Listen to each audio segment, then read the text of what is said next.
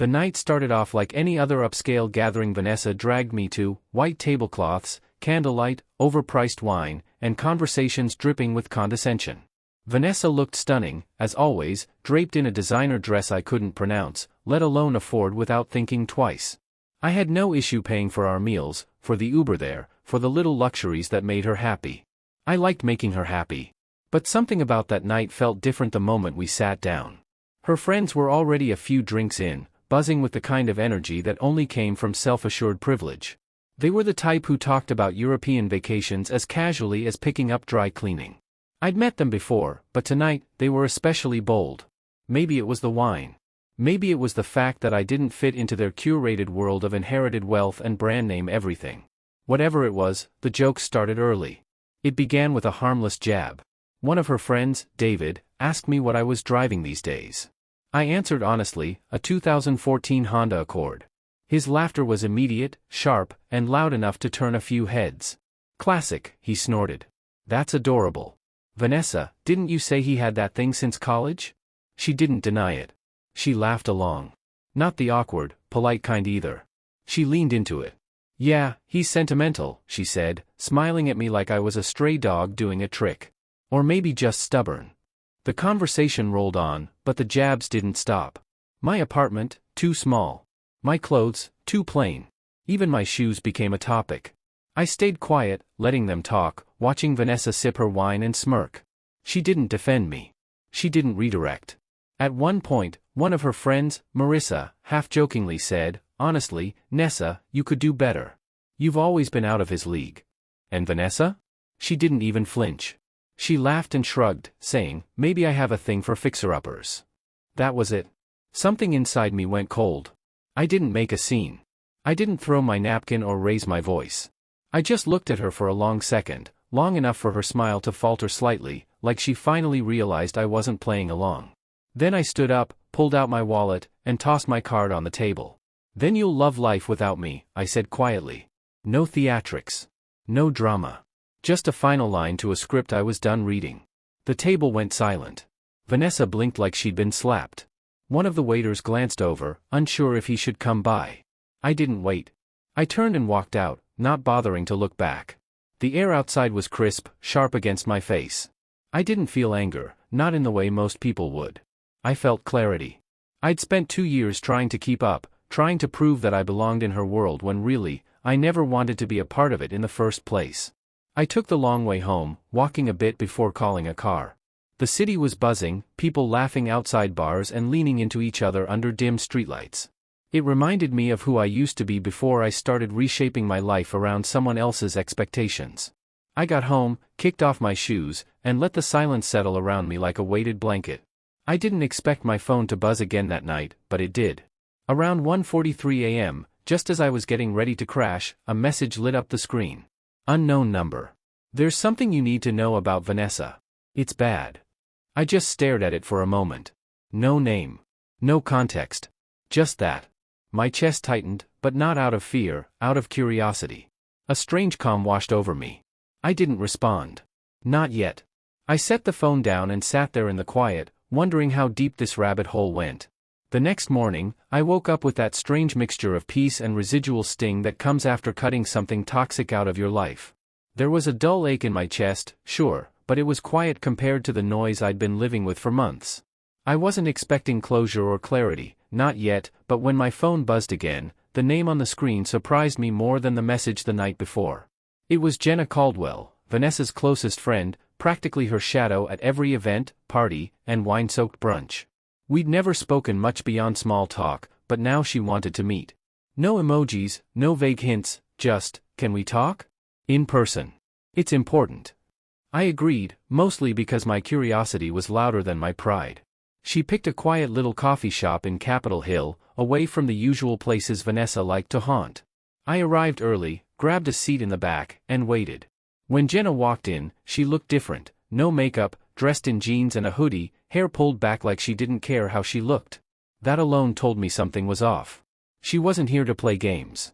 She sat down across from me, didn't order anything, and after a moment of awkward silence, just said, "I'm sorry. You didn't deserve any of that." I didn't say anything. I just looked at her, waiting. She took a breath, like she'd been holding it for weeks. Vanessa's been cheating on you. For a while now.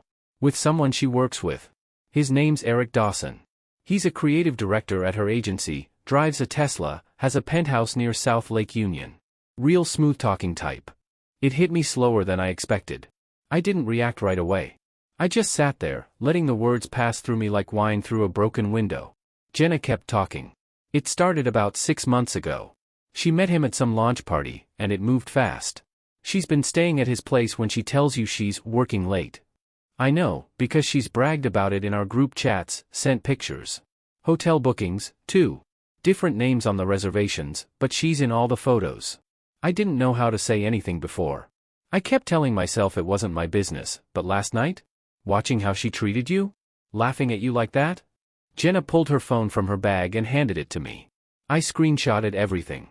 Messages, bookings, even voice notes. She didn't even try to hide it from us. I scrolled through the images, Vanessa's texts with her friends, gushing about Eric, mocking me in ways that cut deeper than I thought words could.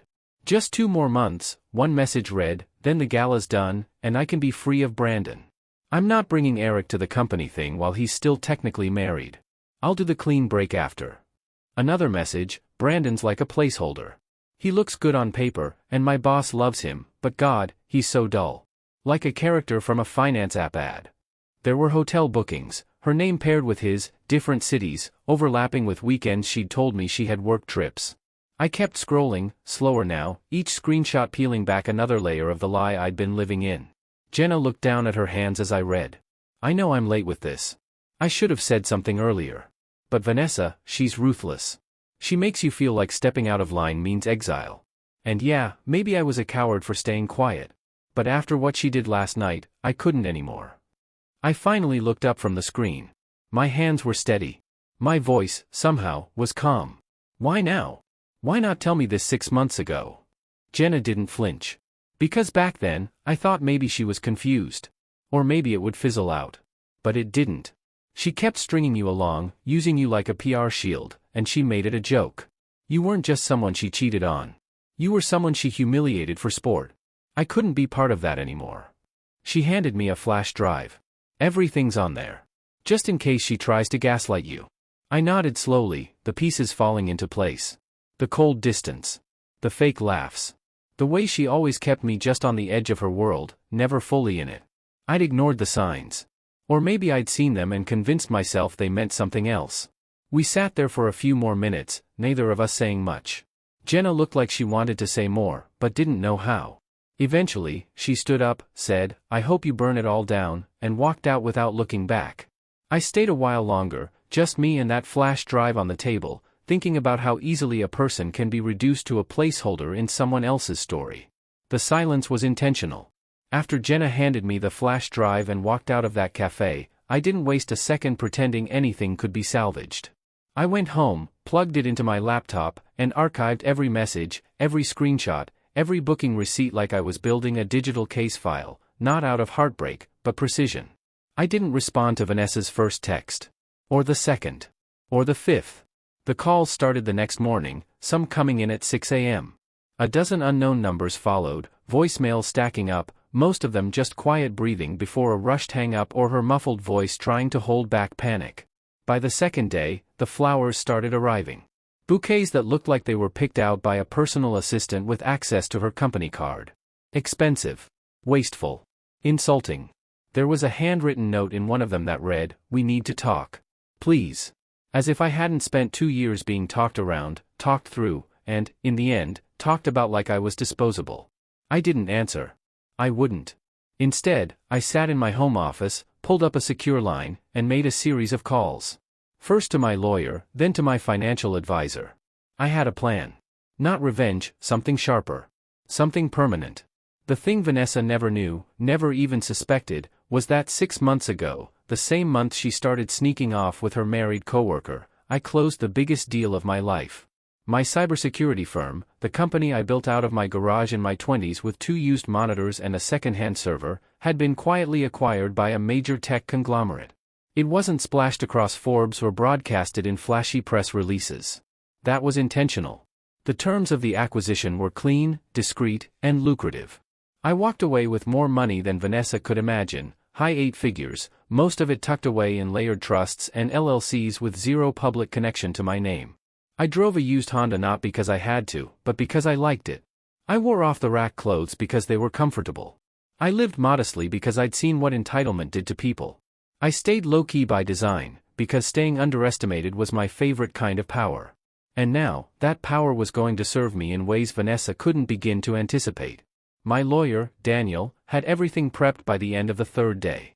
We restructured my holdings, moved real estate and company shares into untouchable vehicles, consolidated liquid assets into discrete offshore accounts, and adjusted beneficiary protections so cleanly that even the IRS would have to squint. Every digital trace of wealth, every breadcrumb that might have led someone like Vanessa to sniff around for leverage, was swept clean. The irony wasn't lost on me. While Vanessa had been mocking my car, my apartment, my clothes, me, she had no idea she was sitting across from a man worth more than her entire company. She never asked about the long nights I spent working. She wasn't curious about the meetings I flew out to last minute or the legal paperwork I occasionally reviewed over dinner. She wasn't interested in what I was building because it didn't come in flashy packaging. In her world, wealth was something you performed. In mine, it was something you protected. By the fourth day, she tried coming to my apartment.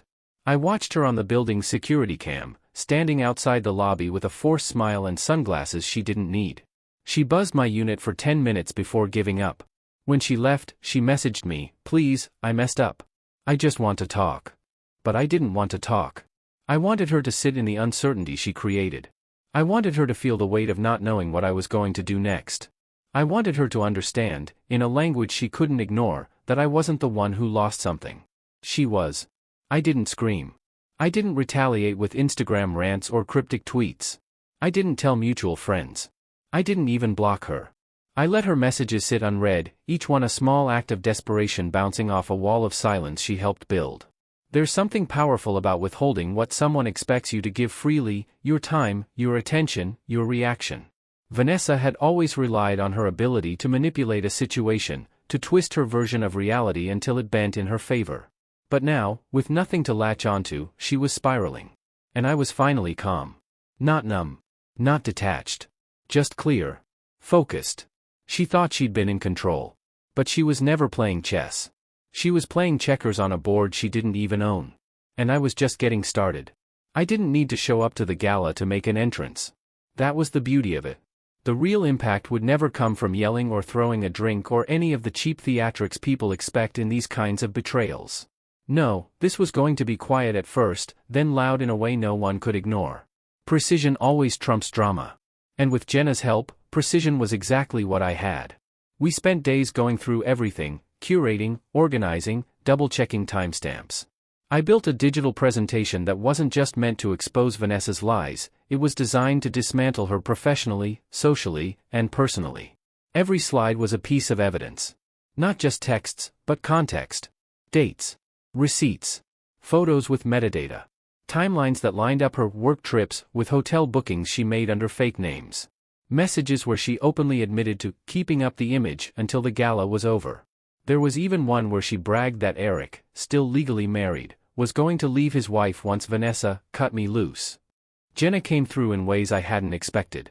She was done protecting Vanessa, done pretending. She gave me access to the event software, the presentation cues, even the back-end system controlling the A/V for the gala. She got the file loaded under the name of a dummy keynote speaker, slotted for 7:15 p.m., just after the CEO's opening remarks and before the employee awards were supposed to begin. The night of the gala, I stayed home. I didn't need to see it in person. I already knew what it would look like. Vanessa, dressed to impress, floating through a ballroom filled with people she worked so hard to impress. She probably gave a little wave, maybe posed for a few photos. She would have been expecting a standing ovation, a plaque, a trophy, something she could post about later with a caption like, "Hard work pays off." And right at 7:15, the lights dimmed. What came on the screen wasn't the planned montage of smiling coworkers and quarterly achievements. It started with a soft fade-in. A text bubble. "Can't wait to get away with you this weekend. He still thinks I'm at the retreat face with tears of joy." Then the response from Eric. "Hurry up and dump that deadweight. We've been sneaking around like teenagers." Slide after slide, Vanessa's messages appeared, one after the other, building a clear, undeniable narrative. Group chat screenshots where she mocked me. A calendar view with overlays showing that on our second anniversary, she was checked into a hotel with Eric. A photo she sent her friends of my apartment, captioned, "I feel like I'm slumming it just walking in here." The room, from what Jenna told me later, went completely still. Nobody clapped. Nobody moved. People who'd been sipping champagne froze mid-drink. Executives turned to look at each other, confused, then horrified. The CEO's expression, she said, shifted from mild irritation to pure fury within seconds. Then came the real blow: photos of Vanessa and Eric in a luxury suite, timestamps aligned perfectly with a weekend she had told her team she was at a client offsite. A receipt from the hotel minibar, the one she'd charged to a burner card, was blown up across the screen. Her own words followed, lifted from a voice note Jenna had saved. "I'll play along until I get the award. Then it's goodbye Brandon, hello real life." He has no idea. The room erupted, not in applause, but in whispers, gasps, the kind of shock that you can't contain. Some people stood up. Some looked away. A few grabbed their phones to record. Eric, apparently, bolted for the side exit, but a pair of junior executives intercepted him before he made it out. Vanessa just stood there. Frozen. Pale. Completely unprepared. Her mask cracked. This wasn't just a social embarrassment. This was career-ending. The CEO, a man known throughout the industry for his zero-tolerance stance on interoffice affairs and ethical breaches, was in the front row. Jenna told me he stood up, walked to the back, and made a single call.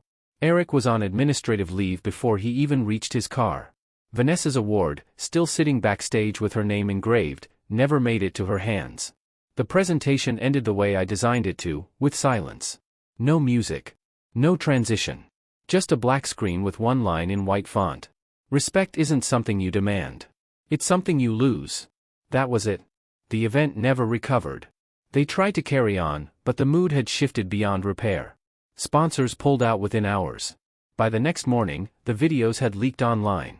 Vanessa's name was trending, for all the wrong reasons. And me? I didn't gloat.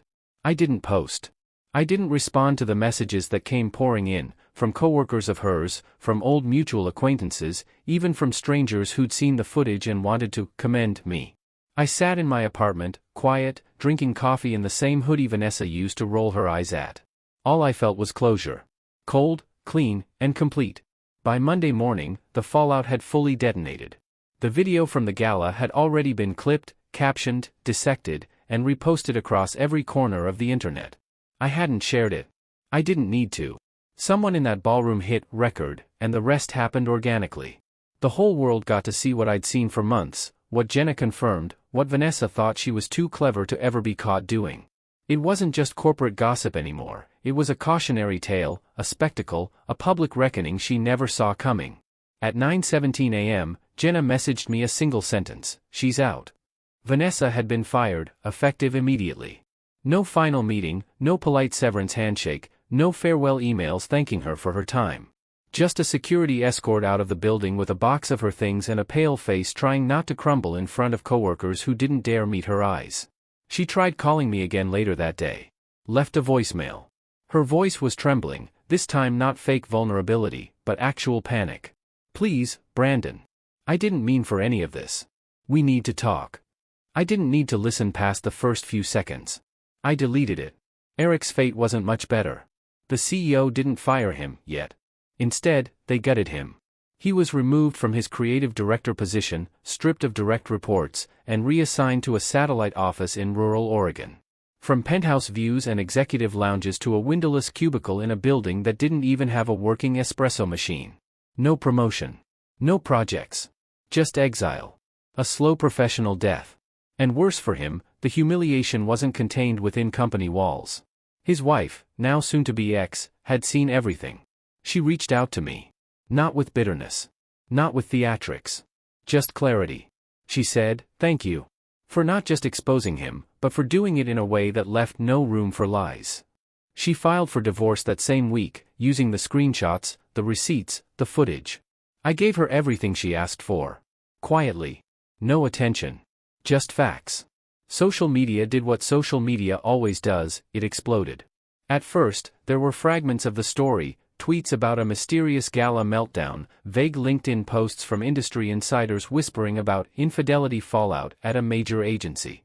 Then Jenna broke the silence. She posted a thread. No names.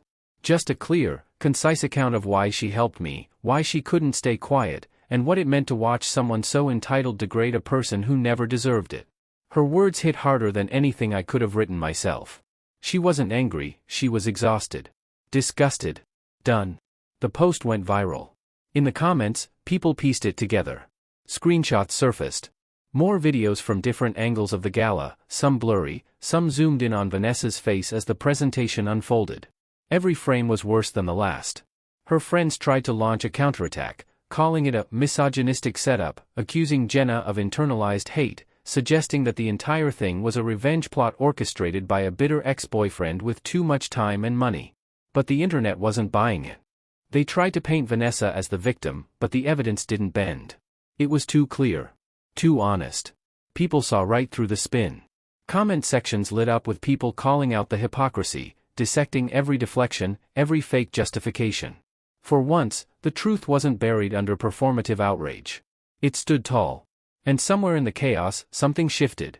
People started reaching out to me, not out of pity, but with respect. Old colleagues. Industry peers. Even strangers.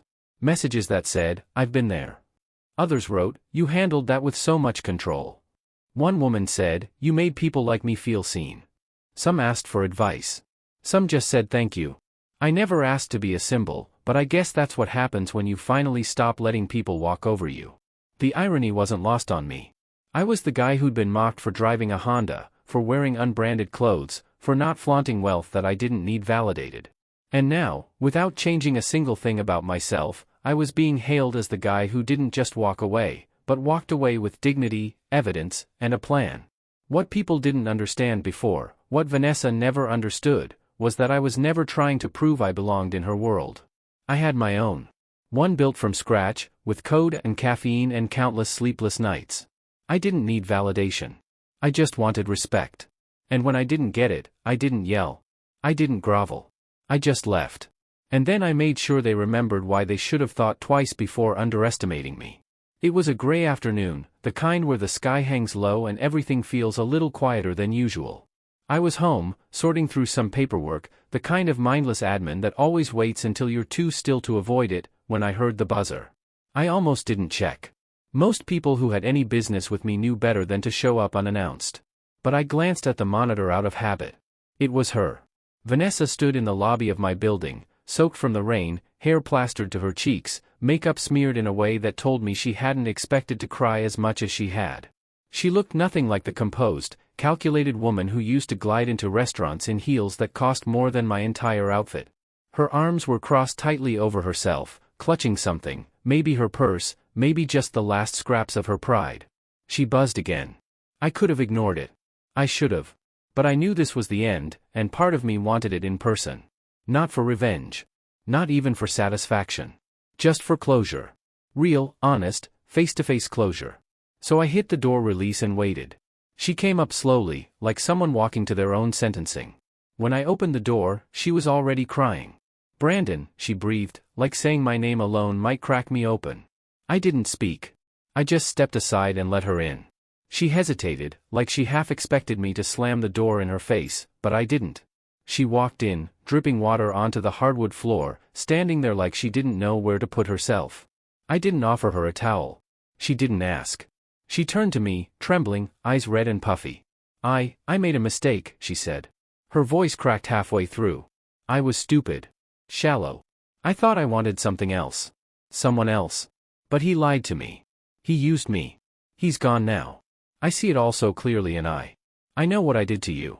And I hate myself for it. I let her talk. She kept going, unraveling in real time. I didn't know what I had.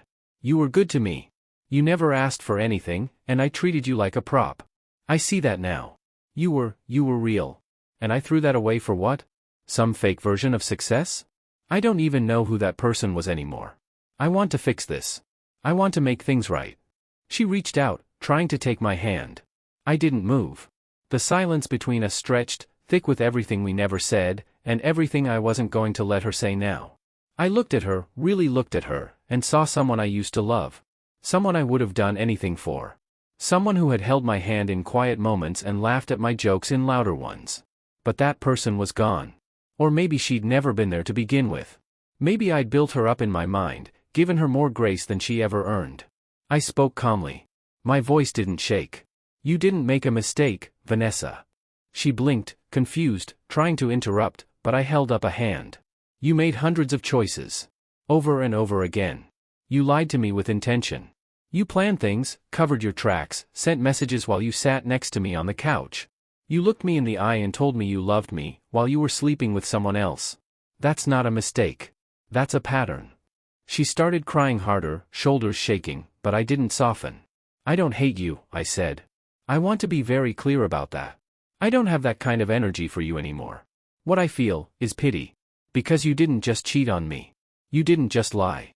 You threw away someone who actually loved you. Who would have stayed? Who believed in you when you didn't even believe in yourself?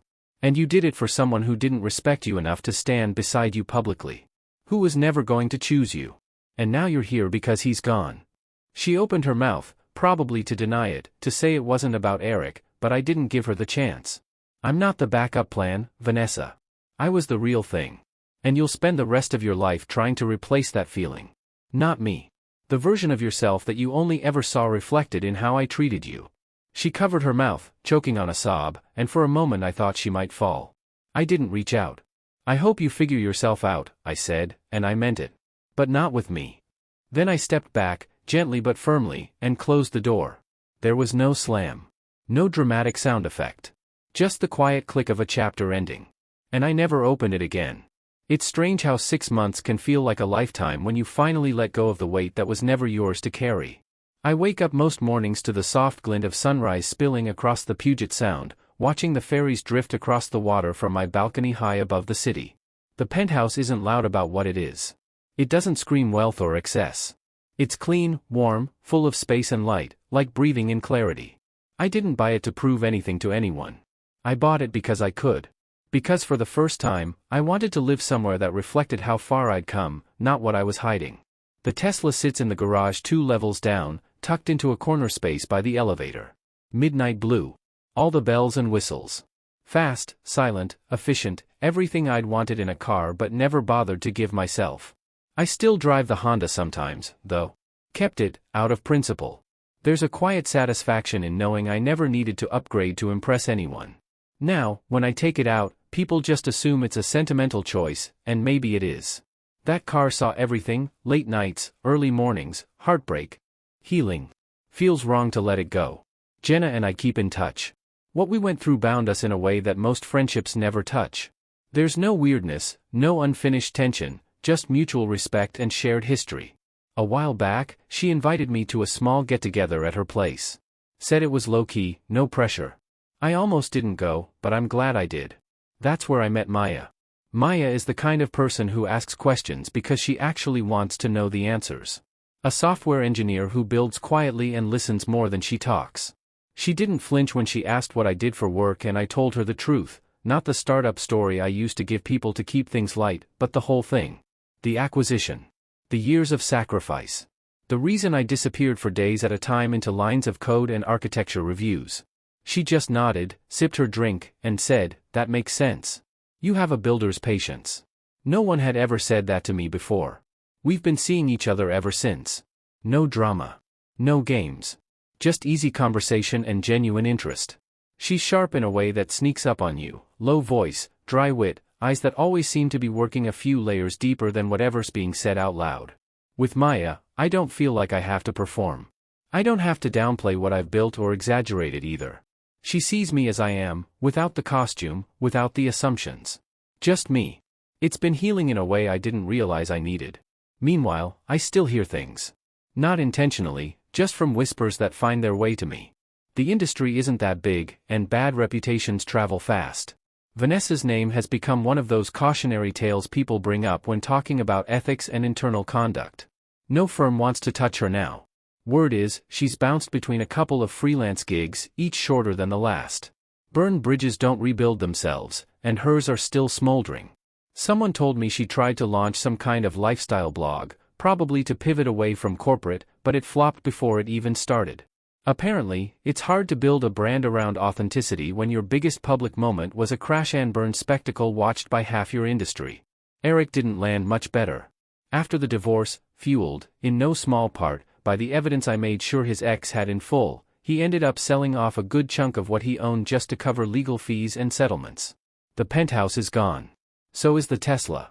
Last I heard, he's back living with his parents in Sacramento, pretending it's just a reset phase.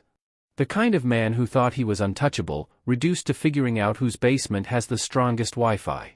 I don't take joy in any of it, not really. I don't spend time revisiting the footage, or checking to see if Vanessa tried to spin her story again. I don't need to. The truth stood on its own. What I needed to say was said. What I needed to do, I did. Now, my life is quieter. Better. Full of real people, real moments, and no more pretending. I don't walk around with armor anymore. I don't shrink myself to make anyone more comfortable.